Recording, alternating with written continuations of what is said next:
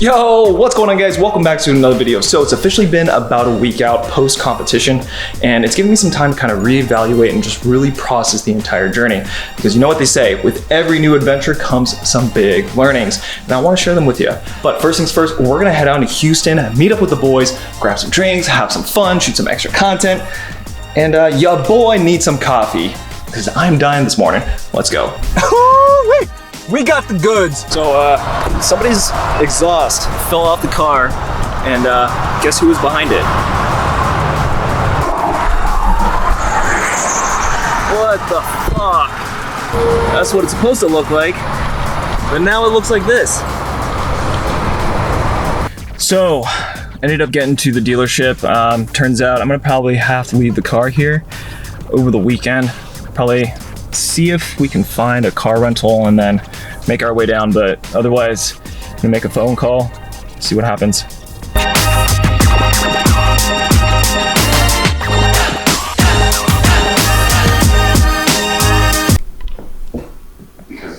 Getting prepped for Chop Part 3. The series finale.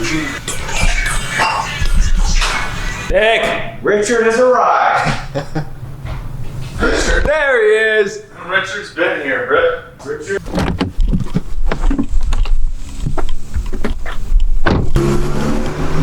We got our coffee, Segundo Coffee. If you guys are out here, this place is pretty sick. It's kind of like a small co-op working space. I don't even know. Anyway, so yesterday was a cluster. It was just an absolute wreck. Ended up getting a rental, so we're good there. Finally made it into Houston, obviously.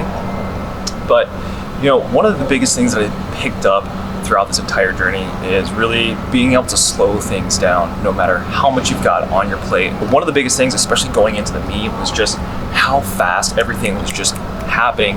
There was hardly any time, you know, especially going into the lifts, I totally thought that I was gonna have at least a few minutes to basically get in a lift in between each attempt, right? So you've got 3 attempts. And leading up into those 3 attempts, you've got a small window to basically get all of your warm-ups in. And once you're done, you're done. You're going into those 3 lifts, just boom, boom, boom. And so for me, you know, being able to have Victor there that really kind of guided me through that entire process was extremely pivotal. On top of that is also making sure that I was really ready for taking in the commands on the spot. And it was something that I actually kind of lacked going into my preparation, because honestly I was really only practicing it for the last about week and a half, and I wish I had paid attention to it a lot more earlier into prep, so that way it was more of an instinctual habit than rather than, you know, being on the spot and just always constantly just thinking, make sure to listen to a command, make sure to listen to a command.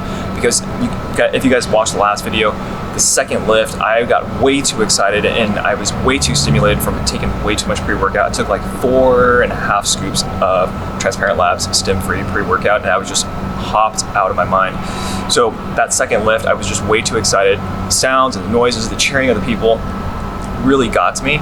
And you know, I took that step and that lift didn't count. So after that lift, I had to keep telling myself, slow things down, take a breather, make sure that I was on my game plan. So I think another big factor was really being able to do the kilogram to pound conversions. You know, for me, especially somebody who is new to working with kilograms, and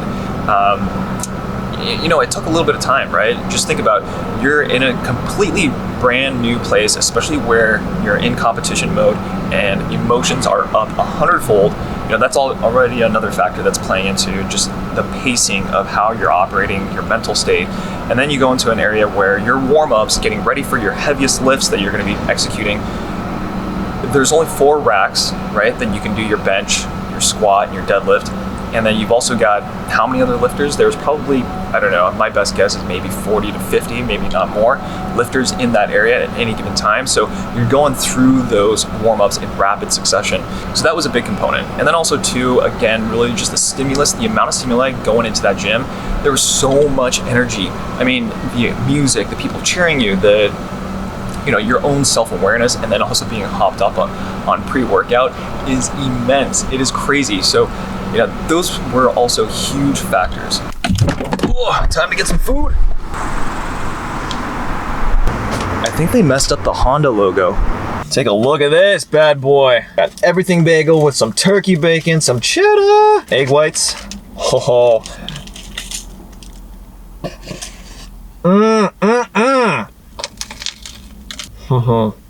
That hits the spot. I think we're a little out of battery, so we're gonna head home. Oh, it is toasty. So, fuel competition day. Just as a heads up, guys, again, so I competed at the 74 kilogram class or 72 kilogram class. Basically, you know, the max cap is, I think, 162, 164 pounds. I weighed in at 68.5, which was, in the morning of, was about 151 pounds. So I had a significant amount of weight that I was lacking there. But anyway, in terms of fuel throughout the day, I could have brought a ton more food with me. So the night before, I fueled up on sushi, a ton of rice, again, also a huge stack of pancakes. I think that really helped me kind of going into, you know, the meat day. But day of meat, I brought 2 Anabars. I had 6 or 7 dates, somewhere close to like 100 grams of carbs right there. I also had some cluster dextrose, which was an easy absorbable carb powder. And then on top of that, I had a ton of pre-workout. So essentially the entire time that I was lifting was basically 1 to 5 p.m. And if you include warm-ups, you're looking at maybe another hour. So it was like 12 to 1, and then 1 to 5 was actual competition time. During that time, I basically had 2 scoops of pre-workout, stim-free, that really kind of kicked things off. And then on top of that, I had 1 Anabar right before my squats, and then had another Anabar when I started my bench, and then basically dates immediately after my second bench lift. So that right there probably wasn't a whole lot. I honestly was cramping going into the deadlifts. I was cramping in my lower back. I had a few sticks of electrolytes, which really helped out, I think, in the very beginning, just because the place was super hot and I was sweating a ton. But I do think that I probably could have brought a little bit more with me in terms of electrolytes and also consuming a little bit more calories. I think in the future, if you guys are looking for, you know, competing in a competition and just kind of considering the environment that you're in, especially in Texas, just because it gets so hot out here, I highly recommend you guys bring an extra bag full of just munchies, just stuff that you can take down easily. The cluster dextrose sugar is a great option just because you can throw it into a blender bottle and then shake it up and drink it. But otherwise, that was fuel throughout the day, and I think was one of the most pivotal components just to kind of keep me going. I guarantee you, fatigue sets in super quick on that day. You're lifting on all of your maxes. You don't have a whole lot of time to really, you know, do anything else. So if you do have time, rest and fuel. That's it. All right, about to get a lift in, meet some new faces, have some fun, get our swole on. Let's go. Let's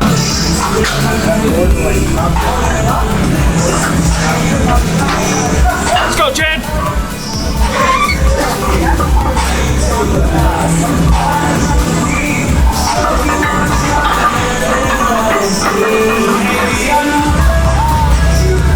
Hell yeah. Push.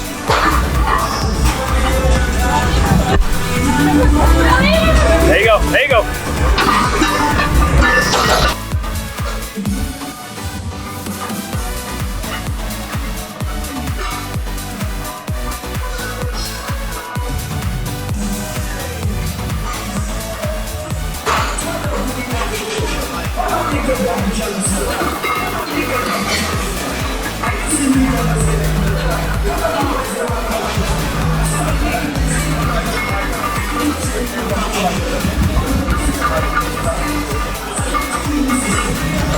My main man Kenneth Bender.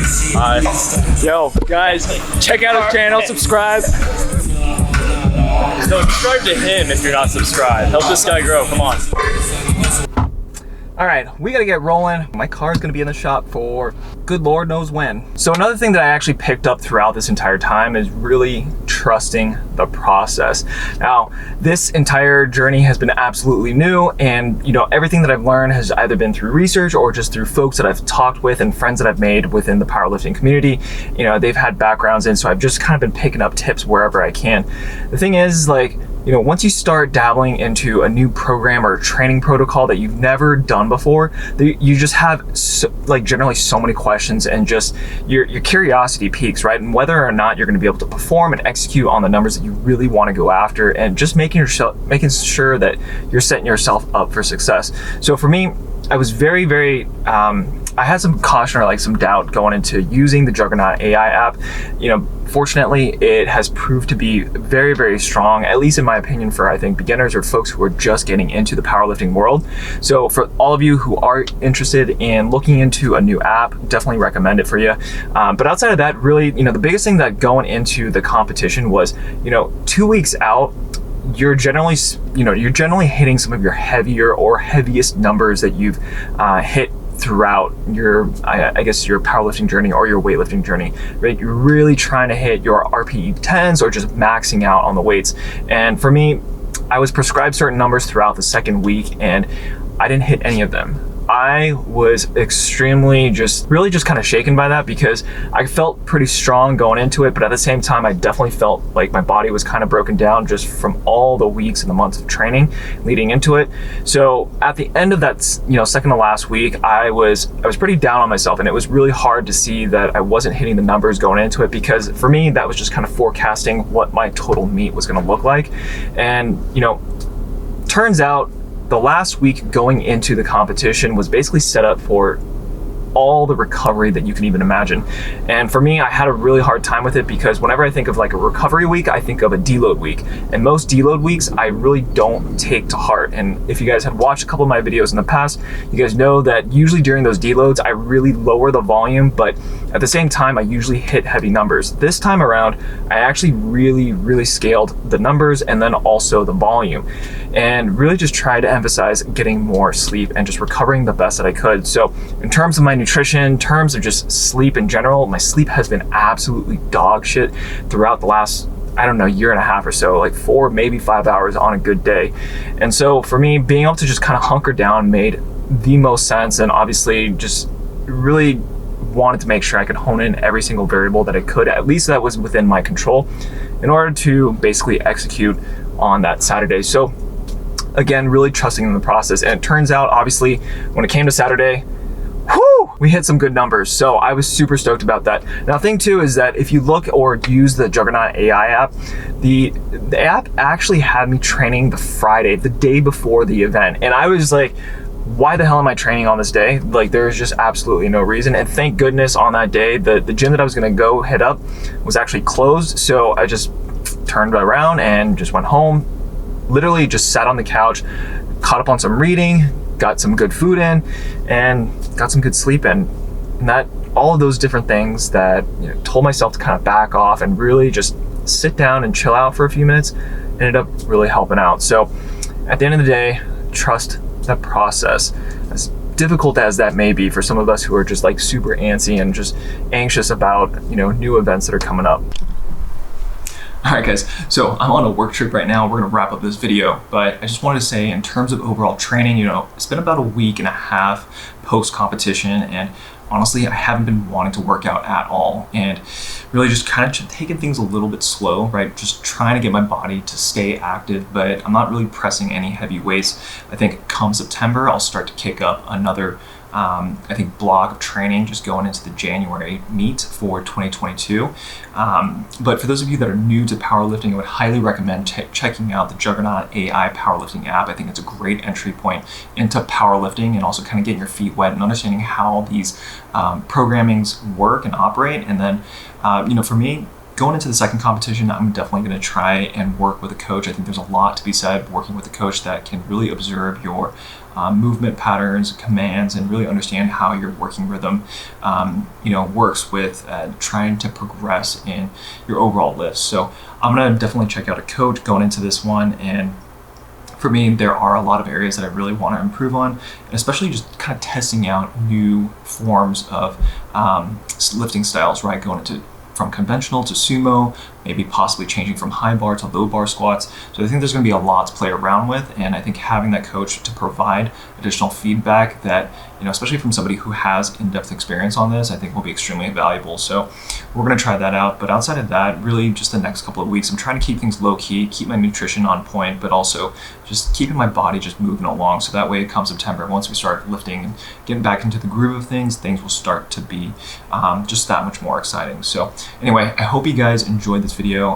Hopefully you guys took away a few tips or some new ideas just kind of getting into the powerlifting arena. And if you guys are just entertaining even the powerlifting kind of programming or structure just as a general recreational element, I think it is super helpful. I think there's so much to learn, especially from a programming standpoint. But anyway, if you guys are new to the channel, make sure to flex on that subscribe button and give this video a big fat thumbs up. And I'll catch you guys in the next video. Peace.